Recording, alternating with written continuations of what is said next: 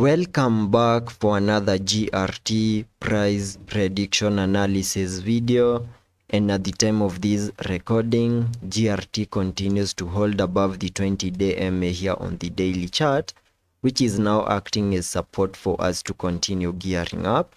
And the next key area of resistance that we need to see a sustained break above lies at around the $0.15 mark. And a sustained break above that with a successful retest, then we can easily see GRT get above the $0.2 mark in the next coming days. We are also holding above a very significant area of support at around the $0.1072 mark, which is also acting as support for us to continue gearing up. We have also seen a break to the upper side of this descending trend line that I have here on the charts, where you can see that we saw a bullish break to the upper side, giving us a high above the $0.16 mark in a move that has also continued to obey the Elliot structures, where you can see that last year back in November we saw these lows before we saw the massive breakout, giving us a high above the $0.23 mark, completing the formation of these Elliot count 1 to the upper side.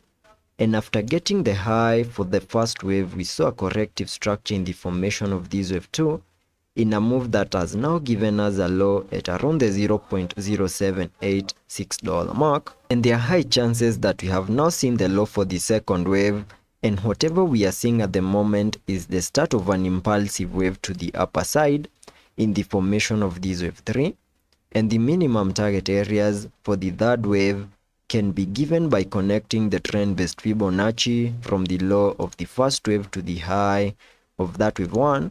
then dragging the fibs to the low of the second wave, giving me a minimum target area for the third wave at the fib level 1.618, and that is above the $0.3667 mark, which is the minimum that we can expect that wave 3 to the upper side to do.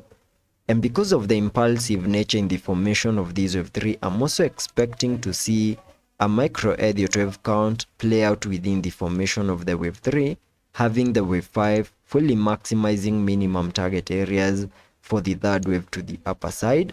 And this is better seen on the 4-hour chart. So jumping to the 4-hour chart for further analysis and to give you my short-term price action that I'm expecting in the next coming hours. Here on the 4-hour chart, you can see that after getting these lows down here, we saw this push giving us the high for this wave 1 above the $0.16 mark. Then we saw a bit of a pullback in the formation of this wave 2. Minimum target areas highlighted on the charts using this red target area,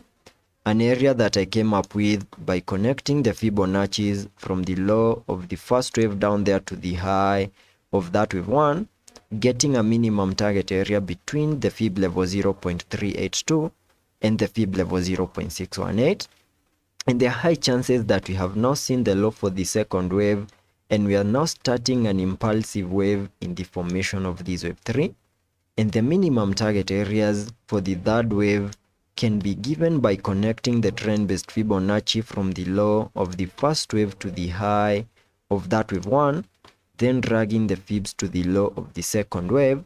giving me a minimum target area for the third wave at the fib level 1.618, and that is at around the $0.2997 mark. We can also use the fib ratios 1:1, giving us a minimum target area at around the $0.205 mark. That is another area that we can watch out in case we see that break to the upper side.